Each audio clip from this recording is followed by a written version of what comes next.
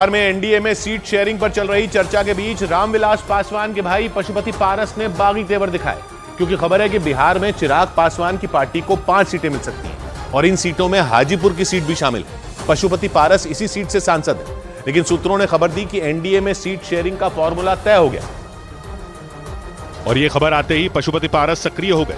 उन्होंने बागी तेवर भी दिखाए, क्योंकि सूत्रों ने खबर दी कि चिराग पासवान की पार्टी लोक जनशक्ति पार्टी रामविलास को लोकसभा चुनाव में बिहार की 5 सीटें मिलनी तय हैं और इन सीटों में बिहार की हाजीपुर सीट भी शामिल है। यही वजह रही कि पशुपति पारस ने पार्टी के संसदीय बोर्ड की बैठक की और बैठक के बाद 2 टूक बोल दिया कि वो हाजीपुर सीट नहीं छोड़ेंगे, लेकिन हम हाजीपुर से चुनाव लड़ेंगे। खबर आई कि एनडीए में सीट शेयरिंग में चिराग पासवान की पार्टी को तवज्जो दी गई और इस खबर से पशुपति पारस नाराज दिखे। अभी हमारी पार्टी को तरजीह नहीं दी गई, इससे हमारी पार्टी के कार्यकर्ताओं में काफी निराश की स्थिति है। बिहार में लोकसभा सीटों के मुद्दे पर चाचा पशुपति पारस और भतीजे चिराग पासवान के बीच खींचतान इतनी बढ़ गई कि पशुपति पारस ने एनडीए छोड़ने के संकेत तक दे डाले। घोषणा के बाद क्योंकि हमको उचित सम्मान नहीं दिया गया, तो हमारी पार्टी और हम लोग स्वतंत्र हैं, हमारा दरवाजा खुला हुआ है। पशुपति पारस 2019 में बिहार की हाजीपुर सीट से लोकसभा चुनाव जीते थे।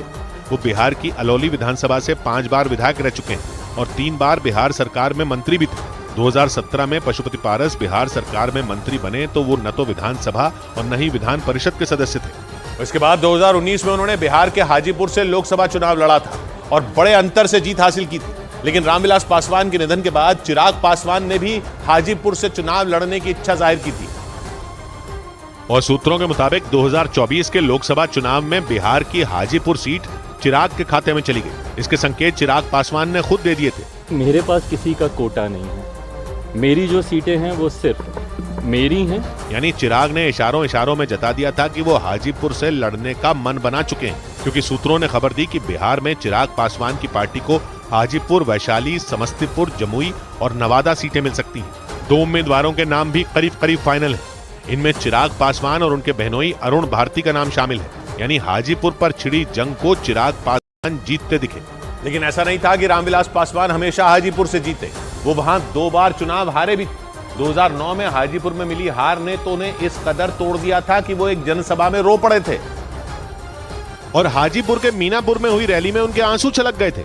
2009 के लोकसभा चुनाव में रामविलास पासवान हाजीपुर में हार गए थे, लेकिन हारने के बाद भी उन्होंने खुद को हाजीपुर से जोड़े रखा और चुनाव के नतीजे आने के बाद वहां एक बड़ी रैली भी की और उस रैली में नम आंखों से लोगों से कहा था कि बच्चे से गलती हो जाती है तो थप्पड़ मार देना चाहिए, लेकिन इतनी बड़ी सजा नहीं देनी चाहिए। और सियासत के मौसम वैज्ञानिक कहे जाने वाले रामविलास पासवान से जुड़ा ये किस्सा खूब चर्चा में था, क्योंकि भले ही वो 2009 में चुनाव हार गए थे, लेकिन उसी हाजीपुर सीट पर 2014 का लोकसभा चुनाव जीतकर उन्होंने वापसी कर ली थी, जबकि इससे पहले वो हाजीपुर में 1984 में हारे थे। ये वो वक्त था जब पूर्व प्रधानमंत्री इंदिरा गांधी की हत्या के बाद दंगे हुए थे। रामविलास पासवान ने अपने सियासी सफर की शुरुआत इंदिरा गांधी के खिलाफ विरोध का बिगुल फूंक कर की थी और वो जेपी आंदोलन का हिस्सा थे। उस समय के अखबारों में लिखा गया था कि 1984 के दंगों में रामविलास पासवान और चिराग पासवान की जान बाल बची थी, क्योंकि भीड़ ने रामविलास पासवान के घर को घेर कर आग लगा दी थी और रामविलास पासवान 1.5 साल के चिराग पासवान को कपड़े में लपेटकर घर से भागे थे। यानी 1984 में बिहार के हाजीपुर से चुनाव हारने से पहले रामविलास पासवान और चिराग पासवान की जान पर बनाई थी।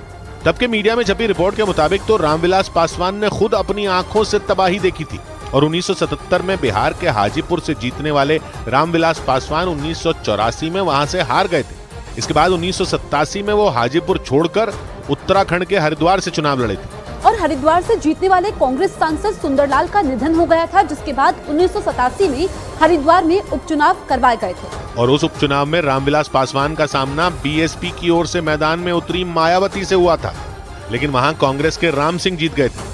मायावती दूसरे नंबर पर रही थी और रामविलास पासवान तीसरे नंबर पर। लेकिन इसके बाद रामविलास पासवान ने एक बार फिर हाजीपुर का रुख किया और 10 में 8 बार हाजीपुर से चुनाव जीते।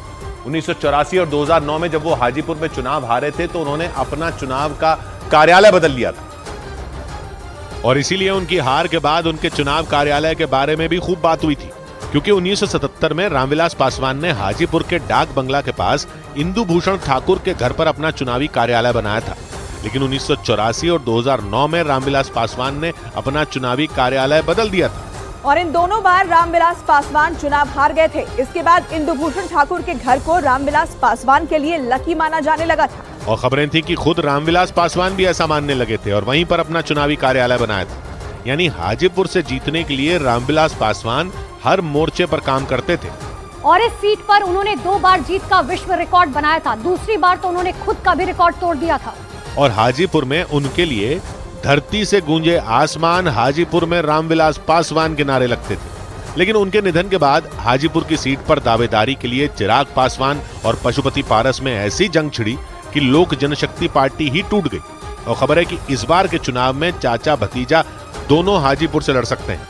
इस बीच